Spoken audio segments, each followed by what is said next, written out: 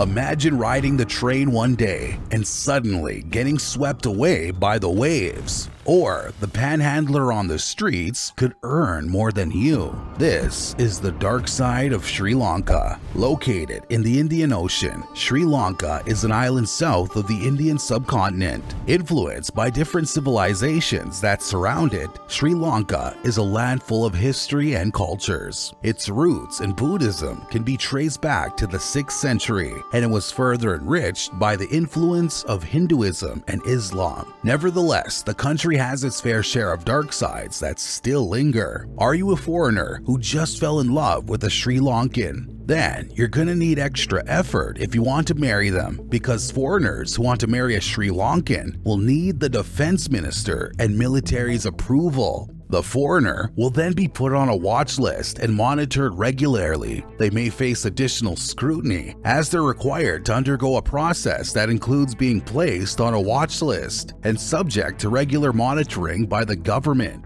This created fear among the Sri Lankan diaspora overseas who wanted to start a family. According to the regulation, their foreign partner will have to obtain a security clearance report from the Sri Lankan military. The country mentioned that the reason is for national security purposes and to avoid wrongful activities. That's not the only thing that the Sri Lankan diaspora outside the country is facing, but they're always under constant monitoring from the military forces. Due to ongoing fiscal deficits and elevated foreign debt, Sri Lanka is currently experiencing an economic crisis. This resulted in many different manufacturing industries closing their doors, leaving thousands of people out of jobs. One particular demographic that's vulnerable is women from the textile industry. The economic crisis have forced women to enter risky professions in the world just to put food on the table. The women were laid off when the textile sector turned for the worse, leaving them jobless and without other professional skills. They were so desperate to support their children, parents, or siblings that they saw no other opportunities but to turn to the trade.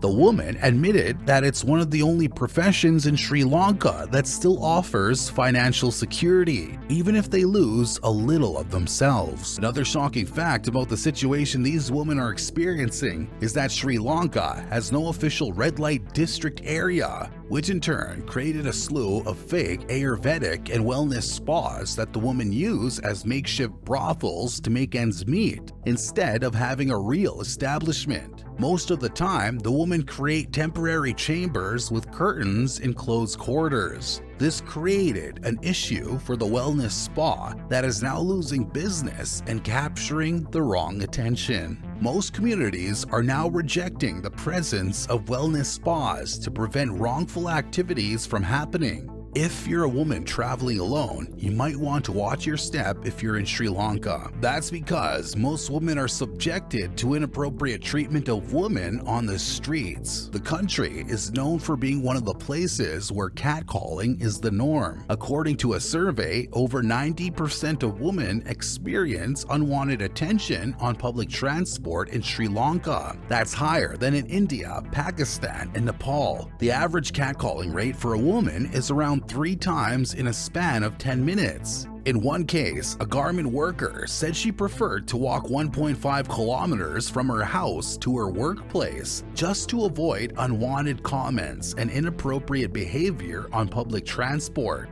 Why does this happen? Some thought that this may be due to weak legal systems in the country. Sri Lanka doesn't have a strong legal system to address inappropriate behavior towards women. A UN FPA study found that the conviction rate for such cases is only 3%, the lowest among Asian countries. There's also less cultural education and awareness about women's rights. This created the idea that the objectification of women is normal. That's why women are advised to not travel alone, dress modestly, and avoid going outside after nightfall. One of the deciding factors of Sri Lanka's hardships is the civil war that went on from 1983 to 2009 between the government and the liberation tigers of Tamil Eelam. This exacerbated the dwindling economy and created a divide in the community. One particular group that's most affected is the losing side, the Tamil community. Although not all Tamils were a part of the Liberation Army, they were still marginalized and lost their bargaining power politically. Up until now, the after effects of the war are still felt in the Tamil community. Parents have lost hope in recovering thousands of missing children. Tamil lands are decimated and poor infrastructure is left unattended by the government. The Sri Lankan government has deemed Tamil areas as high security zones, with the military keeping a watchful eye on the community. Many of the Tamil cultures are now being erased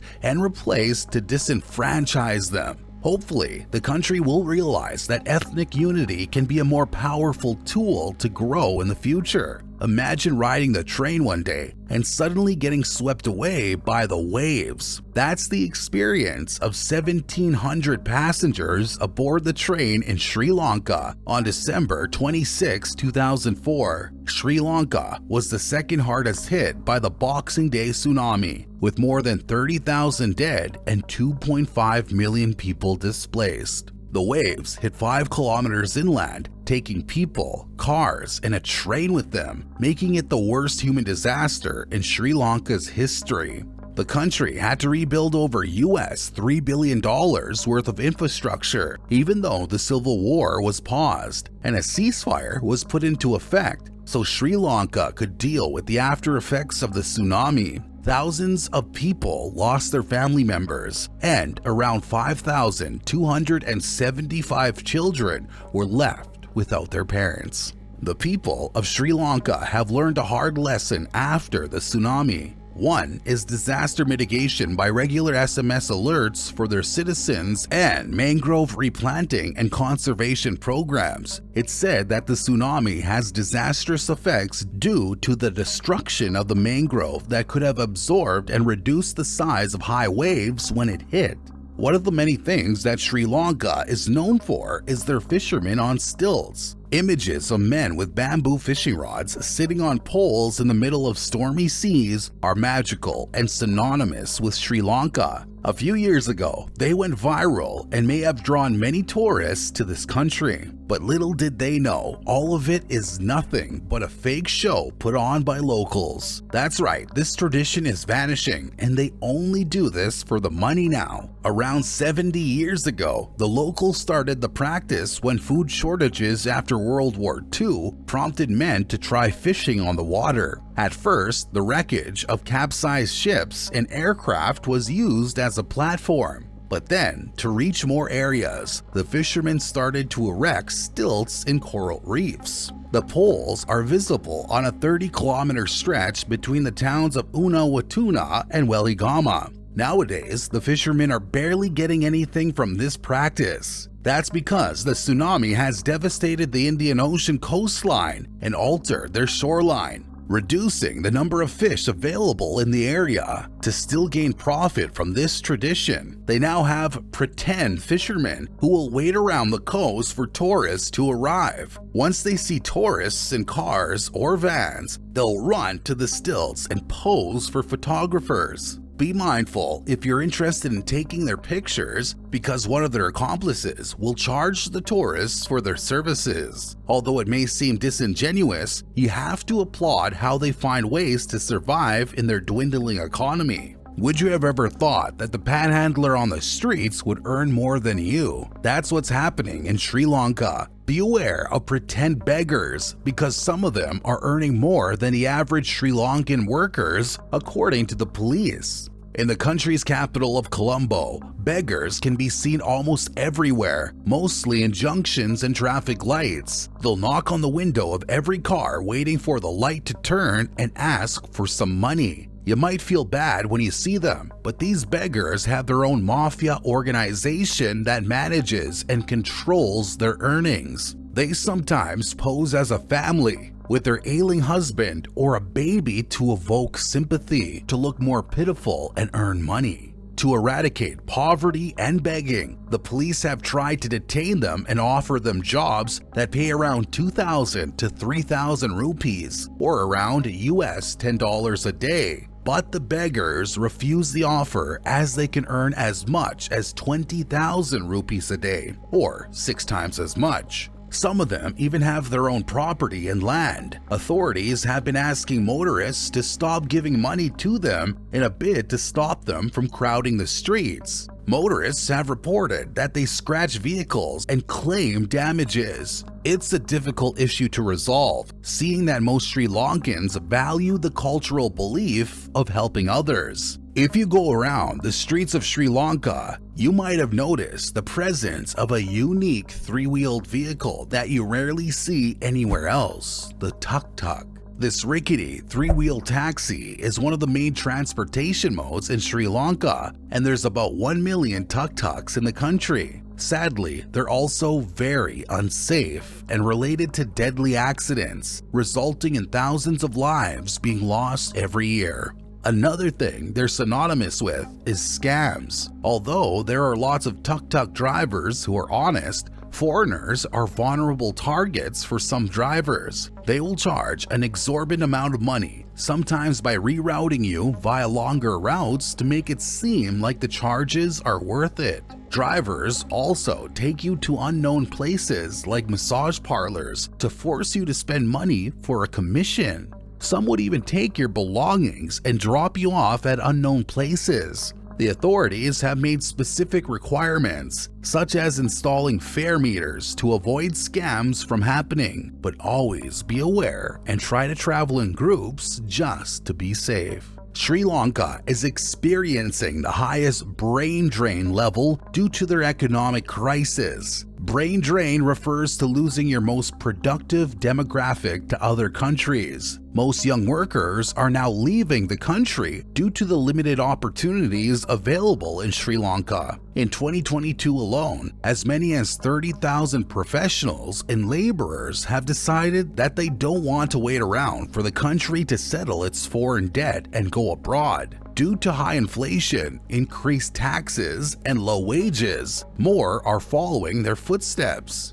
It's a devastating loss, since most of the country's industries are now short-staffed, including the medical field. Some of the patients are left unserviced, while the doctors available are so overworked. Some of the hospitals even needed to be shut down because there were no doctors available, so their patients had to be transferred to other hospitals. The same condition is seen in the tech industry, with over 10,000 IT engineers emigrating since 2022 to other countries. This mass exodus could leave the country crippled and hinders advancements in many fields. Fortunately, several highly educated professionals, such as Sanjeeva Weerawarana, decided to stay and pave the way for Sri Lankas to succeed. He now leads open source technology provider WSO2 and wants to prove that high-tech companies can still be built in Sri Lanka.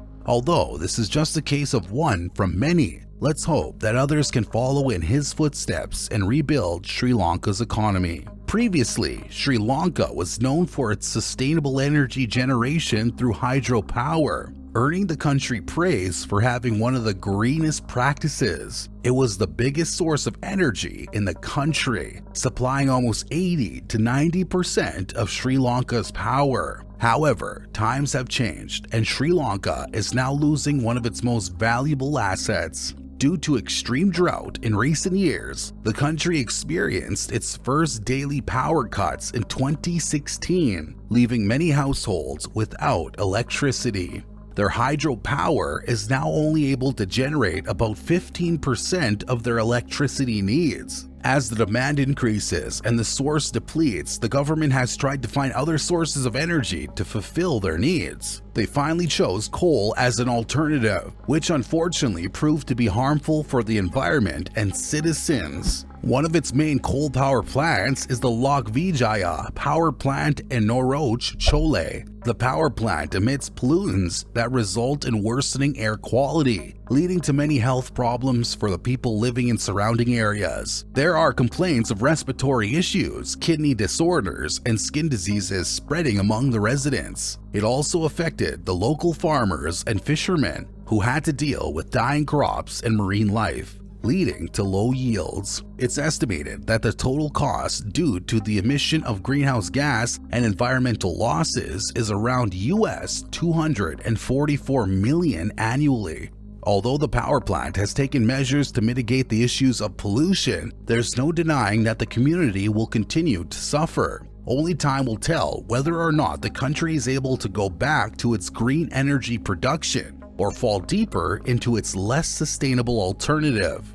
Can you imagine being so hungry while learning at school that you fainted? That's what happened to many Sri Lankan children as a result of the economic downturn in the country. It's said that most school-aged children in Sri Lanka come to school on an empty stomach, and they're fainting daily due to starvation. It's estimated that 1 in 2 children in Sri Lanka are experiencing hunger, leading to soaring school dropouts. Due to a lack of income, parents are now cutting down on their meals, only eating 2 meals a day with much lighter portions. Often, they would eat rice or dal without any protein because of their high prices. Besides fainting, some children are beginning to show the effects of their weight loss and malnutrition. Most of them have less energy to play with their friends and have stunted growth. Thankfully, the teachers, principals, and education officials are paying attention to this issue and are finding ways to help the children. Some schools are now distributing meals to their students, providing at least one good meal for the kids. The government is also trying to increase the funds allocated for school meals so that there will be fewer children going to school hungry and dropping out of school. While Sri Lanka offers many incredible landscapes and rich cultural heritage, it also faces lots of issues that need global attention. Only by acknowledging these issues will the country ensure its future to be as bright as it once was.